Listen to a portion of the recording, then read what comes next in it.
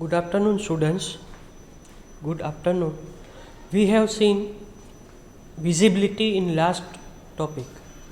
Visibility means is a property of method can be defined by prefixing the declaration with keywords public, protected or private.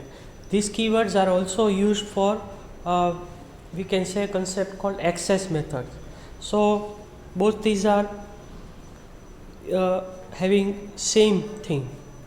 Now as you already know that public is visible to all, protected is visible to within the inherited class, and private is available in the same class in which it is defined, right? And we have seen the example of this visibility. This is having a public, private and protected member. This example shows, and you see that only the public variable is accessible inside this, okay, and other will display error message in subclass. Here we have a protected member, but still it prints error. So visibility means that it is when it is available in which class, okay. So this is the visibility. Now students, આપણે હવે જોઈએ તો class કોન્સ્ટન્ટ્સનો Gujarati meaning થાય છે કે જે અચલ હોય, કે જેની વેલ્યુ બદલી ના શકાય. So constant keyword is use to create constant members. Constant keyword જે છે એ શેના માટે યુઝ થાય છે? તો કે જે એવા મેમ્બર્સ છે કે જેની વેલ્યુ આપણે બદલી શકવા ન જોઈએ. આવી વસ્તુની આપણે જરૂર ક્યાં પડે, રાઈટ? સે ફોર એક્ઝામ્પલ કે કોઈ જગ્યાએ એ વેરિયેબલ બીજા ક્લાસમાં આપણે જાણીએ છીએ કે હવે આપણે ઇન્હેરિટન્સનો સબ્જેક્ટ જોઈ ગયા, તો ઇન્હેરિટન્સમાં એવું બની શકે છે કે આપણે એક જે ડેટા મેમ્બર છે એ બીજાને અવેલેબલ થાય તો એની વેલ્યુ બદલી ન શકે, એવું પણ આપણે કરવું પડે, ઓકે. એ ખાલી વિઝિબલ થાય પણ એમાં આપણે વેલ્યુ ચેન્જ ન કરી શકીએ, રાઈટ? તો એના માટે પણ આપણે આ કોન્સ્ટન્ટ કીવર્ડની જરૂર પડશે. Once constant declared it does not change its value. જ્યારે આપણે એક વખત કોન્સ્ટન્ટ ડિક્લેર કરી દઈએ છીએ પછી એની વેલ્યુ આપણે ક્યારેય બદલી શકતા નથી. Constant name does not have leading dollar as variable names do.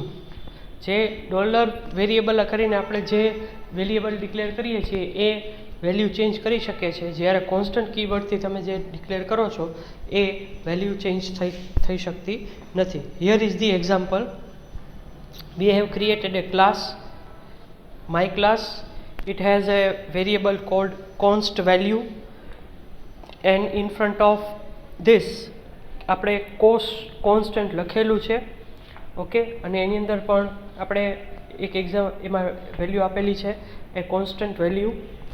હવે તમે જોઈ શકો છો કે જે dollar class name equals my class આપણે આપેલું છે, તો હવે જ્યારે આપણે echo dollar class name scope resolution operator constant value કરશું તો આપણને વેલ્યુ જોવા મળશે, બરાબર. Scope resolution operator is use to access constant and static members. જે સ્કોપ રિઝોલ્યુશન ઓપરેટર છે એ આપણે C++માં પણ આવે છે, બરાબર, અને આમાં પણ આપણને જોવા મળશે, PHPમાં પણ. જે તમારા કોન્સ્ટન્ટ અને સ્ટેટિક મેમ્બર હશે એને યુઝ કરવા માટે સ્કોપ રિઝોલ્યુશન ઓપરેટરનો આપણે ઉપયોગ કરીશું, રાઈટ. હવે આ તમે જોઈ શકો છો બંને કોન્સ્ટન્ટ કીવર્ડ એક્સેસ થઈ શકે છે, right.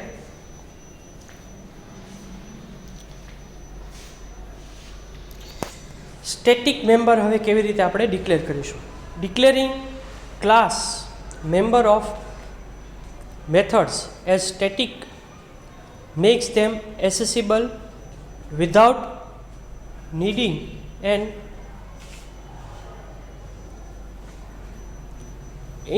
Initiation of class.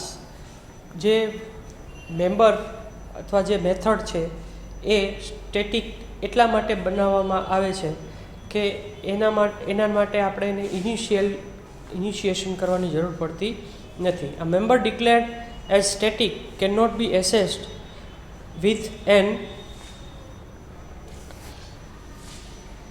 instantiated class object. Right, તમે જે મેમ્બર ડિક્લેર કરો છો એ સ્ટેટિક મેમ્બર હોય છે એન્ડ એને આપણે એક્સેસ કરી શકતા નથી. Next, here is the example. You can see it has a class called other class. We have extended a my class which we have previously created. Now we have a public static $my static variable. Another function, public static function double colon. Now you can see here bracket, curly bracket is there after that. Then it has parent, scope resolution operator and constant value. And constant value that we have already created in previous thing, right? Then after we have echo self my static. So here you can see જે current class છે અધર class નામનો, એની અંદર આપણે my static નામનો variable create કરેલો છે. Right, તો આપણે એને ઇનિશિયલાઇઝ કરવાની હવે જરૂર પડશે નહીં, ડિરેક્ટલી આપણે એને પ્રિન્ટ કરાવી શકશું. નાવ હિયર ઇઝ કે જે અધર ક્લાસ છે એનો બ્રેકેટ પૂરું થઈ જાય છે, તમે જોઈ શકો છો. ત્યાર પછી બે કરલી બ્રેસીસ છે, એટલે આપણે અધર ક્લાસ અહીંયા પૂરો થઈ જાય છે. હવે આપણે $class name equals other class આપી દીધું. ત્યારબાદ echo $class name double colon, અહીં આપણે એક ફંક્શન યુઝ કરી દીધું છે. PHPના વર્ઝન 5થી આપણે આ સ્કોપ રિઝોલ્યુશન ઓપરેટર્સનો યુઝ કરી શકીએ છીએ. અધર ક્લાસ ડબલ કોલન ફંક્શન, એનો પણ આપણે જોયું અહીંયા કે એ તમે સ્કોપ રિઝોલ્યુશન ઓપરેટરનો ઉપયોગ કર્યો. PHP 5 introduces final keyword. હવે PHP 5 જે અત્યારે લેટેસ્ટમાં છે એ નવો કીવર્ડ ઇન્ટ્રોડ્યુસ કર્યો છે, and that is final keyword. Final class can not be extended and final method can not be override. આપણે જોઈએ છીએ કે મેથડ ઓવરરાઇડ થઈ શકે છે, બરાબર છે, અને ક્લાસ છે એ એક્સટેન્ડ થઈ શકે છે, ઇનહેરિટ થઈ શકે છે. હવે આપણે એવું વિચારતા હોઈએ કે જે આપણે ક્લાસ ક્રિએટ કર્યો છે એ ક્લાસ હવે કોઈ ઇનહેરિટ ન કરી શકે, બરાબર, ન કરે એના માટે આપણે શું કરવું પડશે? આ જે કીવર્ડ છે એ ફાઇનલ કીવર્ડ યુઝ કરવો પડશે. રાઈટ, ત્યાર પછી બીજું કે જે કોઈ મેથડ છે એને હવે આપણે ઓવરરાઇડ કરવા દેવા ન માગતા હોઈએ, રાઈટ, તો આપણે ફાઇનલ કીવર્ડ યુઝ કરી શકીએ છીએ. કેવી રીતે થાય એની સિન્ટેક્સ અહીંયા આપેલી છે. Right, we have a class A એક્સટેન્સ B અને આપણે ફાઇનલ આપેલું છે. એવી રીતે ફાઇનલ પબ્લિક ફંક્શન ટેસ્ટ આપેલું છે. હવે આ ફંક્શન પછી વધારે ક્યારે એક્સટેન્ડ થઈ શકશે નહીં. હવે સ્કોપ રિઝોલ્યુશન ઓપરેટર વિશે વિશેષ વાત કરીએ. The scope resolution operator allows access to static, constant and overridden properties or methods of the class. જે કોઈ પણ ક્લાસ છે એ ક્લાસ જે સ્ટેટિક છે અથવા કોન્સ્ટન્ટ છે અથવા ઓવરરાઇડ કરવામાં આવેલી છે, રાઈટ, એનો આપણે એક્સેસ મેળવવો, એટલે કે આપણે એ મેળવવું હોય તો એના માટે આપણે સ્કોપ રિઝોલ્યુશન ઓપરેટરનો યુઝ કરી શકીએ છીએ. Here is example. My class constant value. ત્યાર પછી આપણે અધર ક્લાસ બનાવ્યો. અધર ક્લાસ બનાવ્યા પછી આપણે તમે જોઈ શકો છો એને જ્યારે ડિક્લેરેશન છે એનું, રાઈટ, અહીંયા એનું જે આ ડિક્લેરેશન છે એ ડિક્લેરેશનમાં class other class extends my class, right. તો આપણે વધારે એક્સટેન્ડ્સ જે કીવર્ડ છે એ શું કરે છે, ઇનહેરિટન્સ આપે છે. એ ઇનહેરિટ કરી આપે છે આપણને અને આપણે એને એક્સટેન્ડ કરેલો છે. હવે આપણે જ્યારે એ મેમ્બરનો જે કોન્સ્ટન્ટ વેરિયેબલ જે આપણે માય ક્લાસમાં ડિક્લેર કરેલો છે એનો એક્સેસ કરવો હોય તો એના માટે તમે અહીંયા જોઈ શકો છો કે અહીંયા આ જે લાઈન છે એ જગ્યાએ આપણે અહીંયા એક કીવર્ડ આપેલો છે, echo parent constant value, right. એ આપણે આપેલું છે અને એને આપણે સ્કોપ રેઝોલ્યુશન ઓપરેટર દ્વારા એક્સેસ કરીએ છીએ, રાઈટ. ત્યાર પછી છે કે જે સ્ટેટિક મેમ્બર્સ છે, આપણે જાણીએ છીએ કે કોઈ પણ સ્ટેટિક મેમ્બર સ્ટેટિક શા માટે હોય, અગાઉના ટોપિકમાં આપણે જોયું એ મુજબ, રાઈટ. તો આ રીતે આપણે સ્કોપ રેઝોલ્યુશન ઓપરેટરનો ઉપયોગ સ્ટેટિક, કોન્સ્ટન્ટ અથવા ઓવરરિડન પ્રોપર્ટીઝ અથવા મેથડ્સ હોય જે ક્લાસની એના માટે યુઝ કરીશું. Auto loading classes. Auto loading એટલે કે જે ક્લાસ એ આપમેળે જ લોડ થઈ જાય, આપણે એને લોડ કરવો પડશે નહીં. તો એના માટે શું કહેવા માંગે છે કે ઘણા બધા જે ડેવલપર ઓબ્જેક્ટ ઓરિએન્ટેડ પ્રોગ્રામિંગ કરે છે, બરાબર, એ ઘણી બધી જગ્યાએથી અલગ અલગ ક્લાસની ડેફિનેશનને ઉઠાવતા હોય છે અથવા એનો ઉપયોગ કરતા હોય છે. તો ઘણી વખત આપણે એ ક્લાસ ઓટો લોડિંગ લોડ કરવાનું ભૂલી ન જાય એટલા માટે આપણે ઓટો લોડ થાય. વન ઓફ ધી બિગેસ્ટ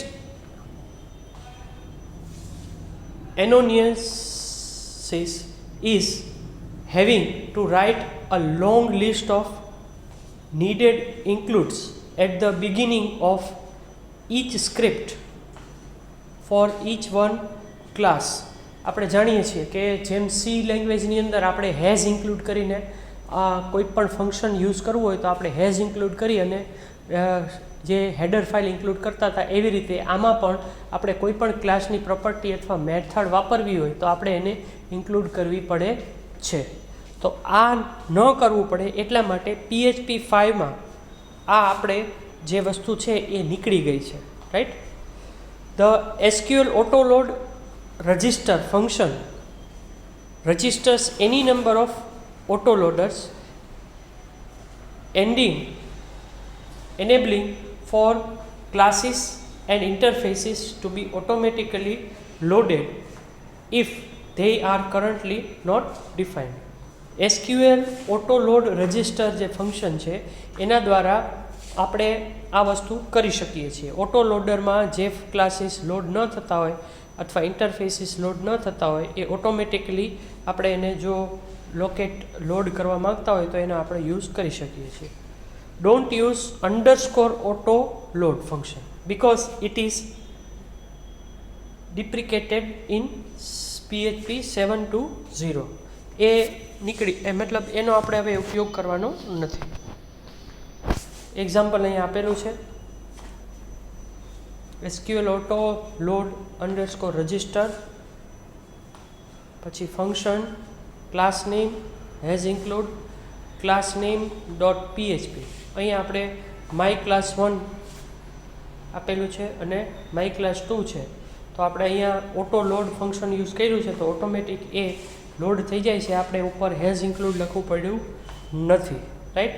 અને ડાયરેક્ટલી એના માય ક્લાસ 1 અને માય ક્લાસ 2ના ઓબ્જેક્ટ બનાવી શકીએ છીએ. એમાં ઇન્ક્લુડ કરવાની જરૂર પડી નથી. Database handling with OOP. What is MySQL? How to connect PHP with MySQL? Database handling with OOP. હવેના ટોપિકમાં આપણે આ જોઈશું. Thank you students. What is MySQL? MySQL is a database defined or database system used on the web. MySQL છે એ internet ઉપર જે database તરીકે એનો use કરવામાં આવે છે. MySQL is a database system that turns on a server. એને server ઉપરમાં run કરવામાં આવે છે, જેના માટે આપણે ઝેમ સર્વર યુઝ કરીએ છીએ, તમે લોકો જાણો જ છો. MySQL is a ideal for both small and large applications. Large application હોય અથવા સ્મોલ એપ્લિકેશન હોય, આપણે MySQLનો યુઝ કરી શકીએ છીએ. MySQL છે એ ભરોસાપાત્ર એટલે કે રિલાયબલ પણ છે અને વાપરવામાં સરળ પણ છે. MySQL જે સ્ટાન્ડર્ડ SQL ફંક્શન છે એનો પણ ઉપયોગ કરે છે. MySQL compilers on a number of platforms. ઘણા બધા પ્લેટફોર્મમાં MySQLનો ઉપયોગ કરી શકાય છે. MySQL is free to download and use. અને MySQL છે એના માટે તમારે કોઈ ચાર્જ ચૂકવવો પડતો નથી. It is freeware. MySQL is developed, distributed and supported by Oracle Corporation also. માઇક્રોસોફ્ટની જે વાત છે એ અહીંયા આપણે નથી કરતા, અહીંયા આપણે ઓરેકલ કંપનીની વાત કરીએ છીએ. ઓરેકલ પણ એક ડેટાબેઝ મેનેજમેન્ટ સિસ્ટમ છે, આપણે જાણીએ છીએ. એ ડેટાબેઝ મેનેજમેન્ટ સિસ્ટમ સાથે પણ એ વર્ક કરી શકે છે. MySQL છે.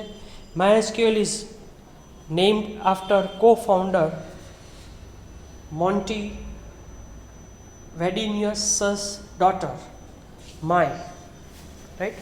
MySQL જે છે એ આ પર્ટિક્યુલર એના જે બીજા ફાઉન્ડર છે એના ડોટરના નામ ઉપરથી રાખવામાં આવેલું છે, my. PHP connect to MySQL. PHPને આપણે MySQL સાથે કેવી રીતે કનેક્ટ કરીશું? MySQL LI એક્સટેન્શન જે છે એ અહીંયા યુઝ કરવામાં આવે છે. હવે એમાં POP અને OOP બંને કન્સેપ્ટ યુઝ કરવામાં આવે છે, બરાબર.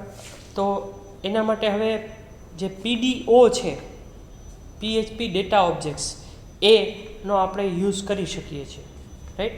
એમાં અલગ અલગ ડેટાબેઝ સિસ્ટમ્સ છે, બરાબર. એમાં MySQL LI છે એ MySQL ડેટાબેઝ સાથે વર્ક કરે છે. Database handling with OOP. Open a connection to MySQL. હવે આપણે કેવી રીતે કનેક્શન ઓપન કરવાનું છે, તો આપણે કનેક્ટિવિટી ઓલરેડી PHPમાં કરી ચૂક્યા છીએ લાસ્ટ સેમેસ્ટર્સમાં.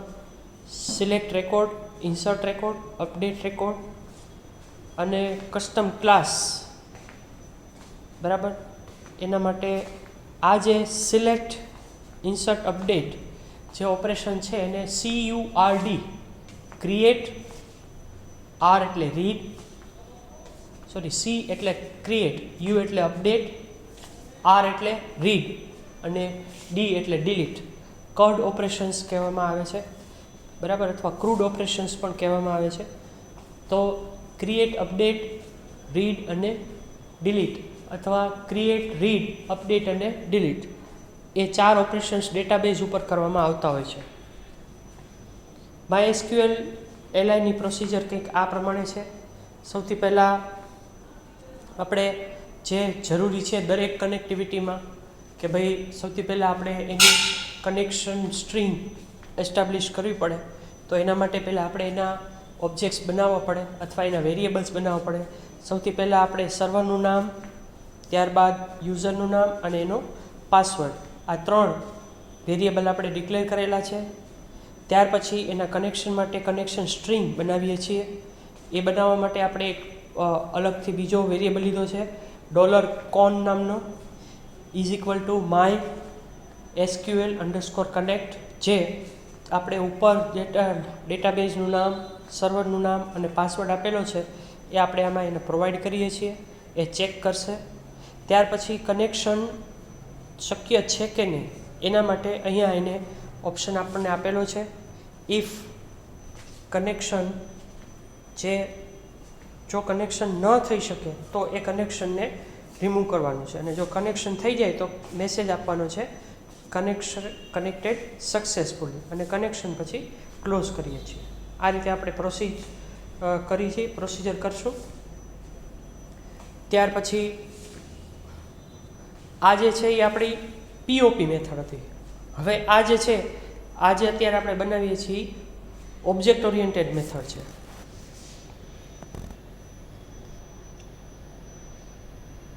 બરાબર છે. તો ઓબ્જેક્ટ ઓરિએન્ટેડ મેથડ અને પીઓપી મેથડમાં થોડોક ડિફરન્સ છે, રાઈટ.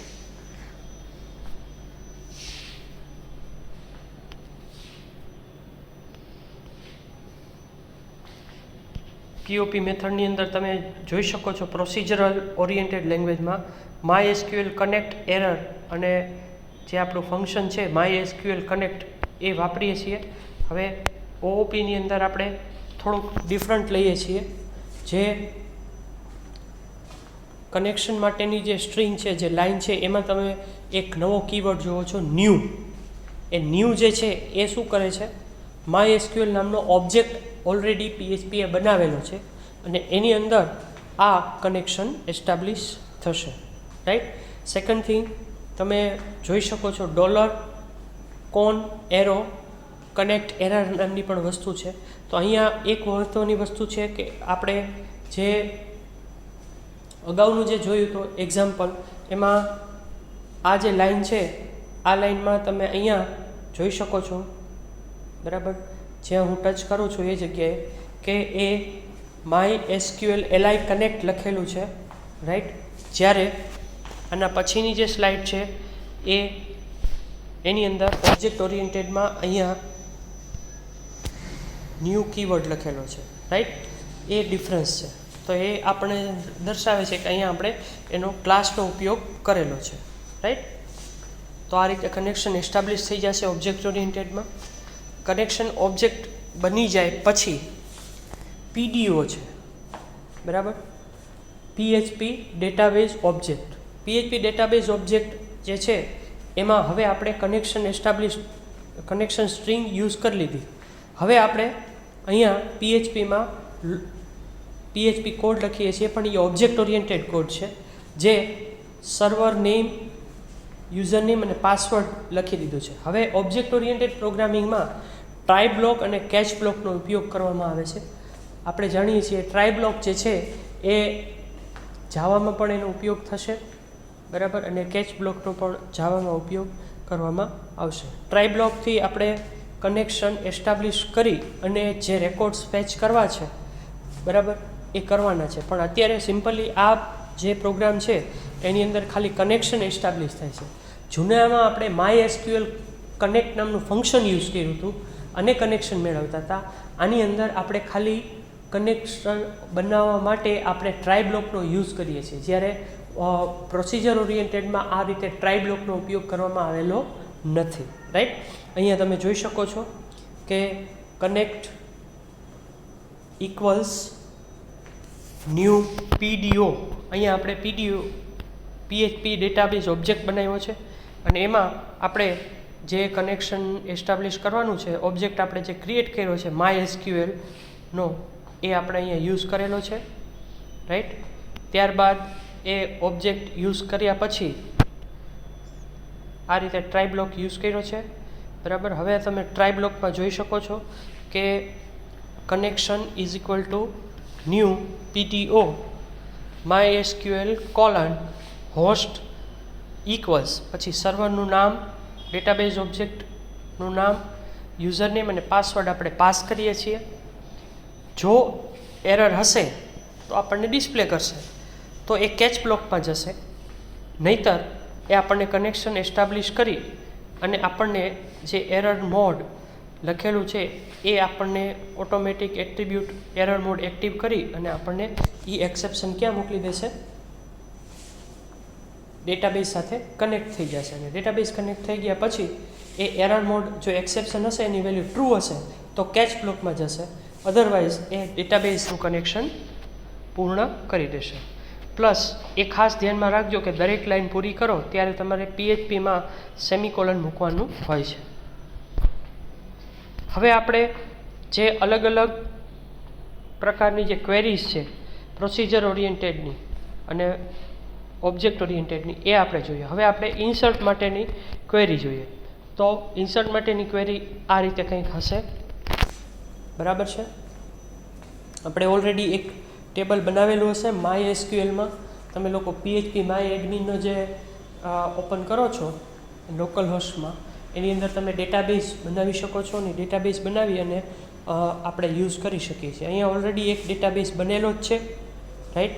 જે ડેટાબેઝની અંદર એક ટેબલ છે, ટેબલનું નામ માય ગેસ્ટ છે, બરાબર છે. અને એની અંદર આપણે વેલ્યુઝ મોકલીએ છીએ. કઈ કઈ વેલ્યુઝ મોકલીએ છીએ? ફર્સ્ટ નેમ, લાસ્ટ નેમ અને ઈમેલ, રાઈટ. અને જો કનેક્શન આપણું લાગેલું હશે તો ઓટોમેટિક એ આપણને મેસેજ કરશે કે તમારું રેકોર્ડ સેવ થઈ ગયો છે, રાઈટ. હવે આ MySQL એલઆઈ હતી. હવે આપણે આ જે મેથડ છે એ પીડીઓ દ્વારા કેવી રીતે થઈ શકે, બરાબર. આ જૂની મેથડ હતી આપણી MySQL એલઆઈની. આ આપણી જૂની મેથડ છે અને હવે આપણે આ નવી મેથડ જોઈએ, બરાબર. આ નવી મેથડમાં તમે જુઓ $SQL ઇક્વલ્સ કનેક્શન સ્ટ્રિંગ આપણે બનાવીએ છીએ. Insert into my guest same વસ્તુ જ છે, રાઈટ. હવે આની અંદર કોઈ રિઝલ્ટ આપણને રિટર્ન કરશે નહીં, right. As comment line is says that exit નામનું જે આપણે ફંક્શન છે એનો યુઝ નથી કરવાનો, બરાબર. અત્યારે અહીંયા ત્યાર પછી હવે આપણે $CON એરો એક્ઝિટ SQL, તો એ આ સ્ટેટમેન્ટ છે એ MySQL એલઆઈમાં નથી, રાઈટ. જ્યારે આની અંદર એ એક્ઝિટ નામનું ફંક્શન છે અને એ આપણને એક્ઝિક્યુટ કરીને આપશે. Echo new record created successfully. તો કેટલું ઇઝી થઈ ગયું, રાઈટ. ઓની અંદર આપણે બધી જ વસ્તુઓ આપવી પડતી હતી. આની અંદર ખાલી સ્ટ્રિંગ લખવાની અને ફંક્શન યુઝ કરવાનું, બાકી ઇફ સ્ટેટમેન્ટ લખવાની આપણે જરૂર પડતી નથી. જ્યારે આમાં આપણે આ ઇફ સ્ટેટમેન્ટ લખી અને આગળ બધું ચેક કરવું પડે છે, જ્યારે આની અંદર એ ઓટોમેટિક જે એનું PHP છે એ ચેક કરીને જ આપણને આપશે. જો એરર હશે તો અહીંયા આપણને કેચ બ્લોક આપણે લખેલો છે, તમે નીચે જોઈ શકો છો. Catch PDO exception $E. જો એરર મેસેજ હશે તો એ એરર મેસેજ આપણને ડિસ્પ્લે કરી આપશે, રાઈટ. તો આ રીતે ઇન્સર્ટનો થઈ ગયો. હવે એવું જ સિમ્પલ પ્રિપેર્ડ ક્વેરી, બરાબર. હવે આપણે ક્વેરી કેવી રીતે એક્ઝિક્યુટ છે, આપણે ફંક્શન યુઝ કર્યું હતું ને એનું આપણે જોઈએ અહીંયા, બરાબર છે. અહીંયા એનું સ્ટેટમેન્ટ છે. આ રીતે આપણે સ્ટેટમેન્ટ બનાવી શકીએ છીએ MySQLમાં, રાઈટ.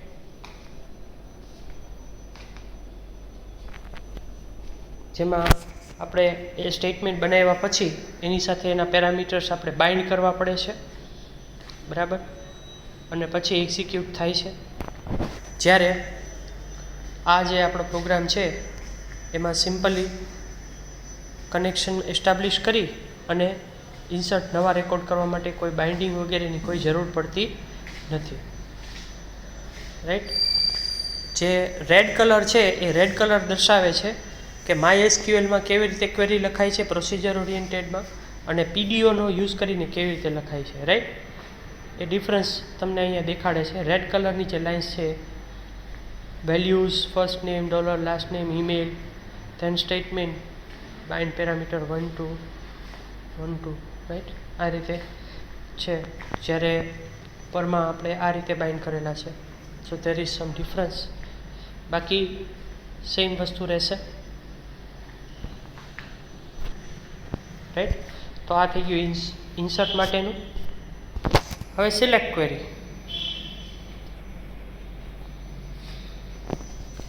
આ સિલેક્ટ ક્વેરી છે. સિલેક્ટ ક્વેરીમાં SQL સ્ટેટમેન્ટ બનાવેલું છે MySQL એલઆઈમાં, જેની અંદર રેડ લાઇનમાં તમે જોઈ શકો છો. જે રેડ લાઇન્સ છે એ જ અત્યારે આપણે જોવાની છે. બાકી ઓલરેડી તમે એની સિન્ટેક્સ વગેરે ઓલરેડી PHPમાં સ્ટડી કરી ચૂક્યા છો, રાઈટ. અહીંયા ટ્રાય બ્લોકમાં તમે જોઈ શકો છો સિમ્પ્લિફિકેશન છે, રાઈટ. ઓકે. થોડુંક તમે MySQL એલઆઈમાં જોઈ શકો છો થોડું કોમ્પ્લિકેટેડ છે, પણ પીડીઓ જો આપણે વાપરેલું છે, રાઈટ, PHP ડેટાબેઝ ઓબ્જેક્ટ્સ, તો એની અંદર તમને કેટલું સિમ્પલ છે, રાઈટ.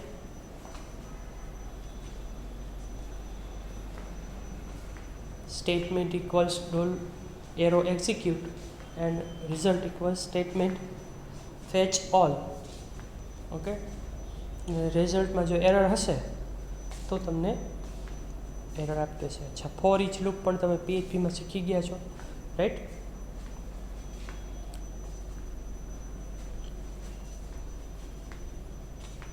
જે એક રો તમને ફાઇન્ડ આઉટ કરશે જ્યાં સુધી ડેટાબેઝનો એન્ડ ન આવે ત્યાં સુધી, ટેબલનો, રાઈટ?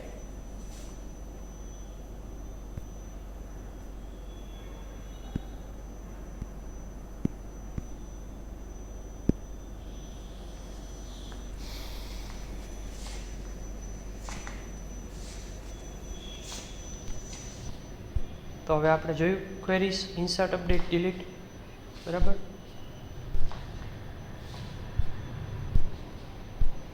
હવે ડિલીટ અને અપડેટ કેવી રીતે રેકોર્ડ કરવા, રાઈટ, એ આપણે આવતા પછીના સેશનમાં જોઈશું.